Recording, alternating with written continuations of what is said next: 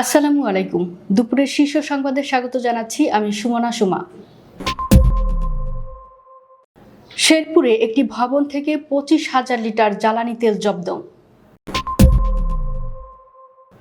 বগুড়ার সাবেক এমপি শরীফুল ইসলাম ঢাকায় গ্রেপ্তার। যুদ্ধ বন্ধ ও শান্তিপূর্ণ সমাধান খোঁজার আহ্বান জামাত আমিরের। 3 মাসে বিদেশি ঋণ বেড়েছে $130 কোটি। বিশ্ববাজারে কমল তেলের দাম। কুমিল্লায় বাস প্রাইভেট কার সংঘর্ষে নিহত 5। আত্মগোপন থেকে বাড়ি ফিরেই রংপুরে আওয়ামী লীগ নেতা গ্রেপ্তার। 30,000 টন তেল নিয়ে চট্টগ্রাম বন্দরে ভিড়ল আরও এক জাহাজ।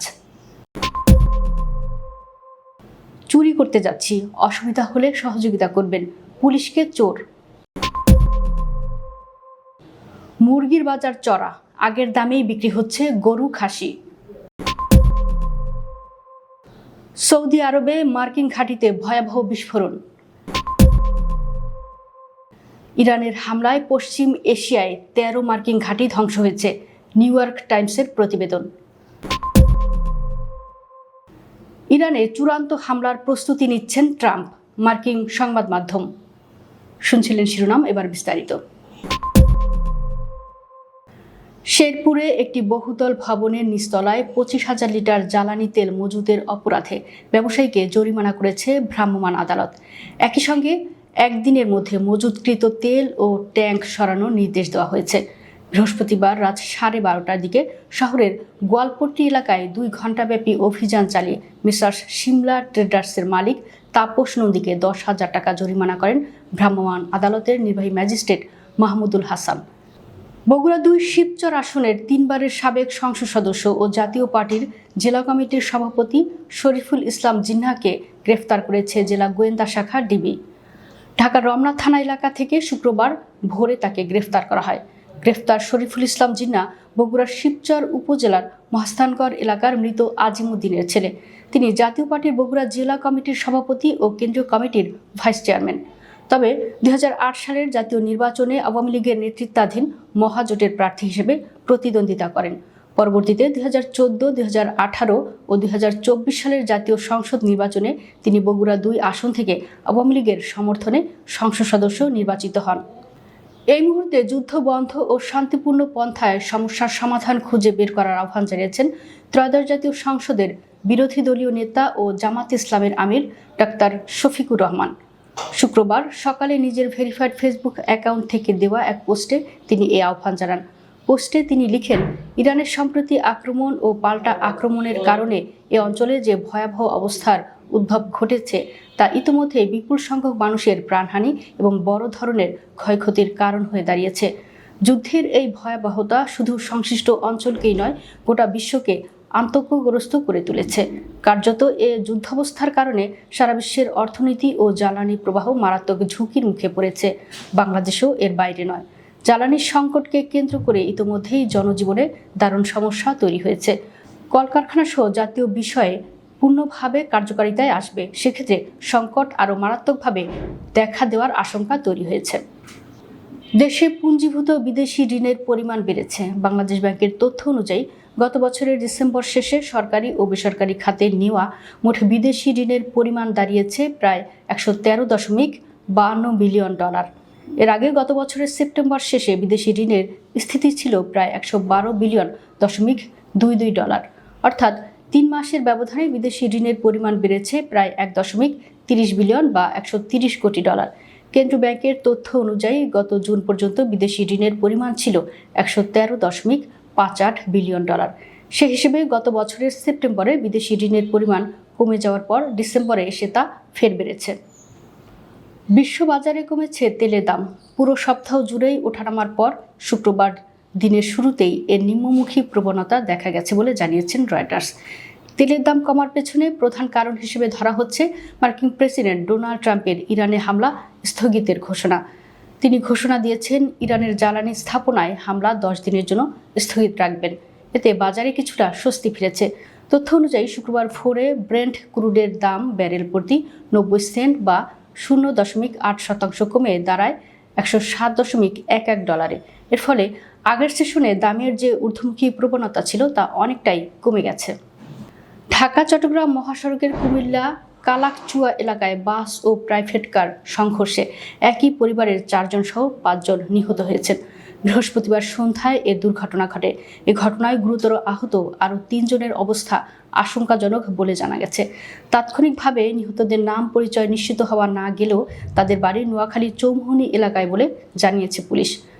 দুর্ঘটনায় হতাহতের বিষয়টি নিশ্চিত করে ময়নামতি ক্রসিং হাইওয়ে থানার ওসি আব্দুল মোমিন বলেন, বৃহস্পতিবার সন্ধ্যার দিকে মহাসড়কের বুড়িচং উপজেলার কালাকচুয়া এলাকায় মিয়ামি হোটেলের সামনে স্টারলাইন পরিবহনের একটি বাসের ধাক্কায় প্রাইভেট কারটি দুমড়ে মুচড়ে গিয়ে ঘটনাস্থলেই প্রাইভেট কারের চালক নিহত হন। পরে আহতদের উদ্ধার করে হাসপাতালে নেওয়ার পর সেখানে আরও 3 জনের মৃত্যু হয়। তারা একই পরিবারের সদস্য বলে জানা গেছে। নিহতদের মধ্যে একজন শিশুও রয়েছে।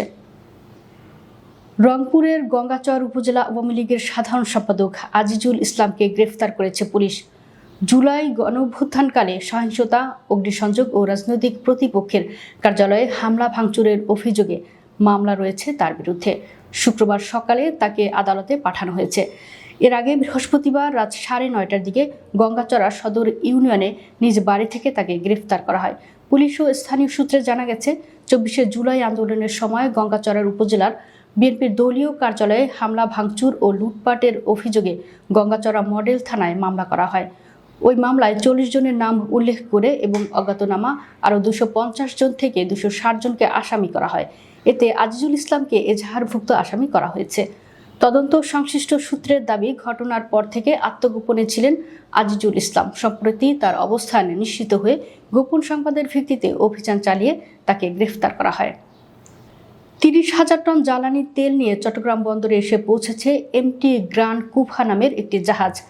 10,000 টন ডিজেল ও 20,000 টন জেট ফুয়েল রয়েছে জাহাজে। ইউনিপেক নামের চীনের একটি প্রতিষ্ঠান চুক্তি অনুযায়ী এ জ্বালানি সরবরাহ করেছে।